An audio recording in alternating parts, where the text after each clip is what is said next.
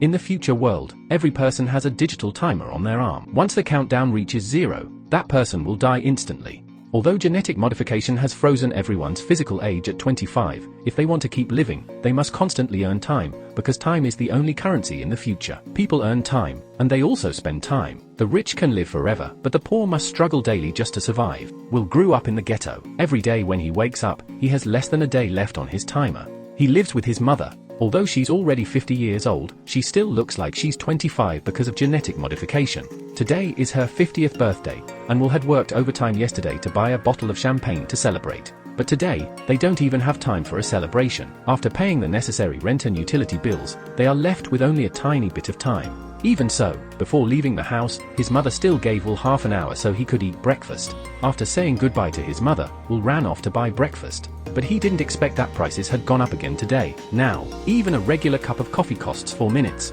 As Will extended his arm toward the time machine, the remaining time on his arm was immediately deducted. Around him, people were arm wrestling everywhere. They were gambling with their time. If someone lost all their time, they would die on the spot. Will had already grown used to seeing this. In this world, the poor have no choice but to keep working non-stop, just to earn enough time to stay alive. However, when Will went to collect his wages today, he was shocked to find that his time hadn't increased at all. It turned out that the company had raised its work quota that day. Since Will hadn't met the new target, he was required to continue working overtime. After finally getting off work, a frustrated Will headed to the bar to find his friend. His friend told him that a rich man had come to the bar tonight, someone with more than a century of time on his arm.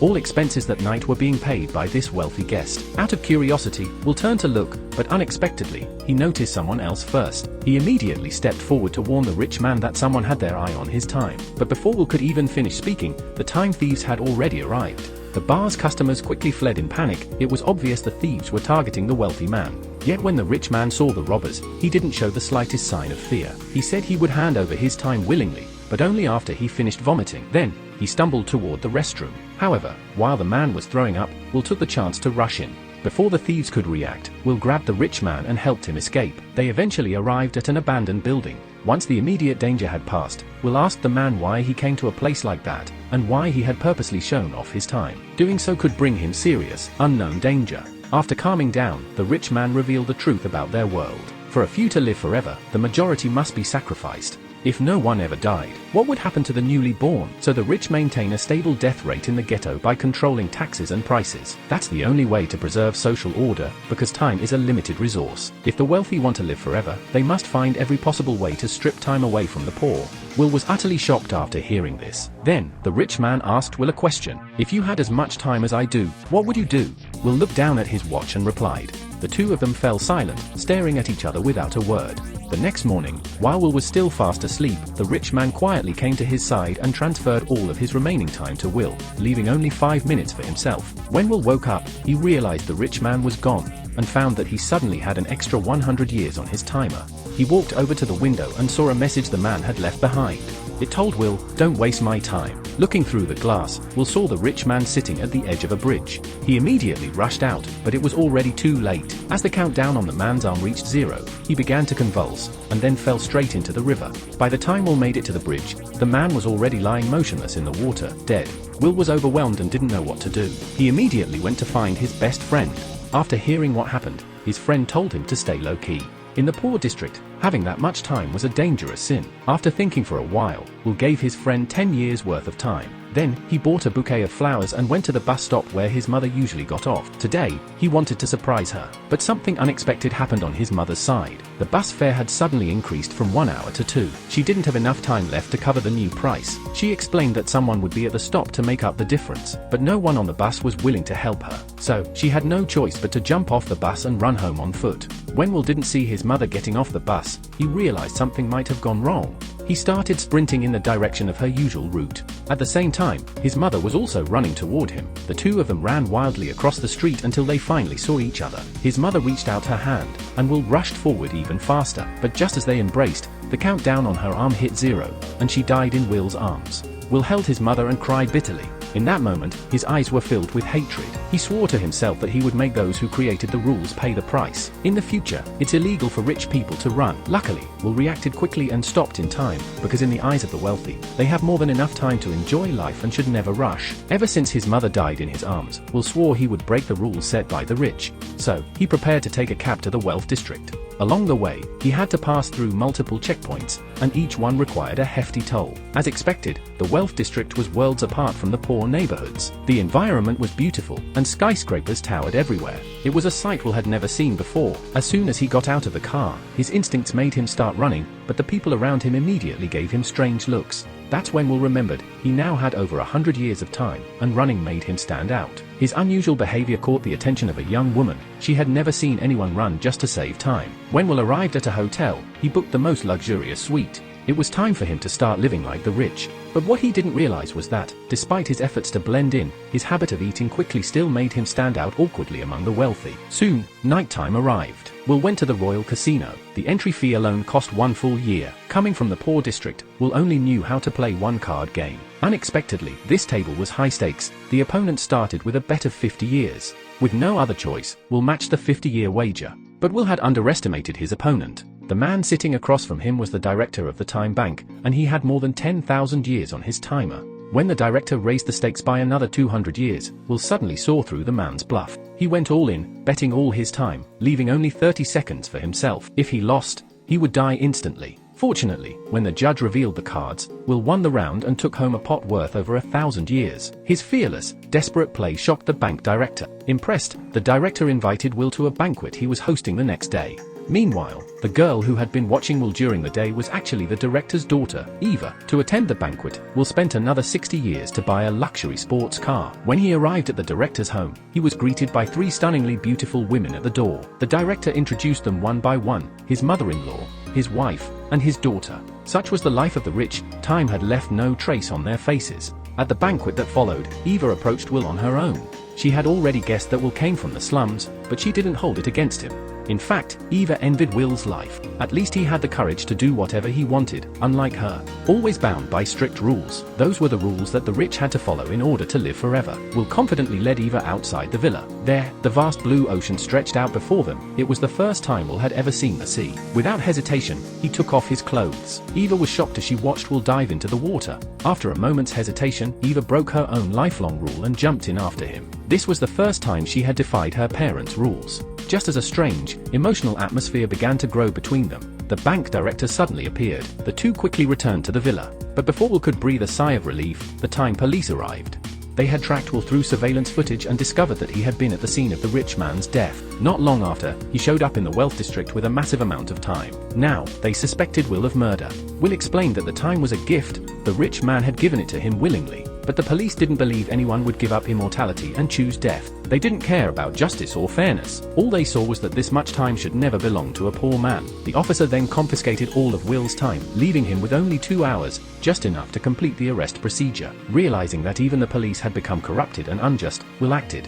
He grabbed one of the officer's weapons and then seized Eva, taking her hostage. Her identity as the director's daughter made the guards hesitate. No one dared act recklessly, so Will used the moment to escape from the villa. But the time police quickly gave chase. They sped through the streets in a high-speed pursuit. Thanks to Will's fearless determination, they eventually shook off the pursuers. Will took Eva and fled to the slums. But just when they thought they were safe, interceptors suddenly appeared in the road ahead. Their car lost control and crashed. It turned out they had been ambushed by time robbers. When they regained consciousness, Eva only had half an hour left on her timer. Thankfully, they were close to the city. Will immediately grabbed Eva and ran toward the city center. He hoped to find his best friend and ask for some time to save her life. But to his horror, he discovered that after receiving 10 years of time from Will, his friend had gone on a drinking binge at a bar and died. Will was devastated. His kindness had unintentionally led to his friend's death. Now, he and Eva were left with only 2 minutes. Just when Eva was panicking, Will noticed something. Her earrings were actually diamonds. Without wasting any time, they rushed to a pawn shop. As expected, the earrings were enough to exchange for 2 more days of time. Once they had secured some breathing room, Will forced Eva to call her father. Coincidentally, the time police were with the bank director at that very moment. Over the phone, Will made an offer. If the director was willing to transfer 1,000 years, Eva would return home safely the next day. But surprisingly, even though he was swimming in time wealth, the director hesitated at the demand. While they waited for a response, Will and Eva had time to talk, and in doing so, they began to understand each other better. Eva realized Will wasn't a bad person at all, and Will saw that Eva, beneath her rich girl appearance, was actually kind-hearted and genuine. When the next day arrived, the truth was revealed. The director had chosen not to pay the ransom. He wasn't willing to give up even 1,000 years to save his daughter. Will took Eva out to the street once more, but this time, it wasn't for escape, it was to let her go. He handed her a weapon for protection and gave her the freedom to return home.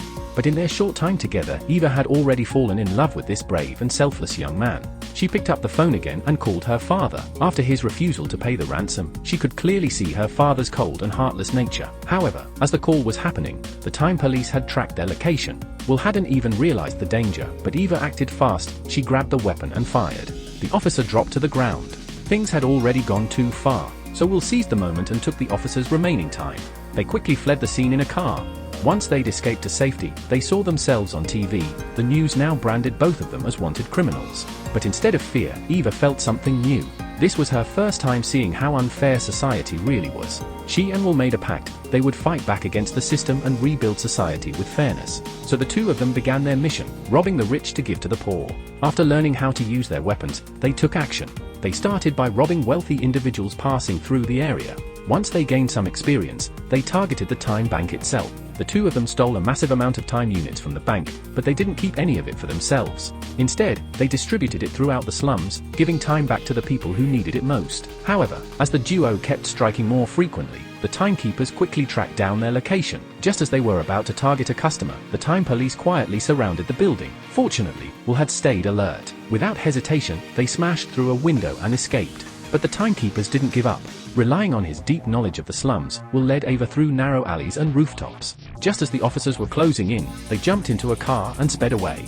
Later, the two decided to stay hidden by renting out an entire tavern, but their whereabouts were soon discovered by the time bandits. Since the couple had recently stolen a large amount of time, the bandits had become incredibly envious. Yet as typical villains do, instead of shooting Will instantly, the leader insisted on a fair one-on-one duel. At first, Will pretended to be losing and transferred most of his time to the opponent. As the countdown timer appeared on his arm, the bandit dropped his guard, thinking victory was in hand. But at that moment, Will launched a surprise counterattack. The sudden reversal of the situation instantly caught everyone's attention. As the bandit's time was about to run out, Will didn't hesitate. He pulled out a weapon. Then, the two quickly escaped to the rooftop. But from there, they witnessed something that shook them. Prices for basic goods were rising again. Will instantly realized that no matter how much time they stole and gave away, it wouldn't change the system. As long as the rich kept raising the cost of living, the poor would always be drained dry. The time they redistributed was like a drop in the ocean. It had no real impact on the elite. That's when Ava asked, how much time would it take to truly hurt them? Will replied, unless we steal 1,000,000 years, nothing will change. Ava thought for a moment and then said, I know where we can find that much time. So the next day, Ava pretended to surrender to her father, while Will disguised himself as a bodyguard and quietly took the time banker hostage. Once they reached the vault, they found it, the legendary time reserve holding over 1,000,000 years. Just as they were about to take the time machine, the banker said, if the poor get their hands on this 1,000,000 years, the entire social structure will collapse. Perhaps we can break the order of this generation, but someone will always strive for immortality.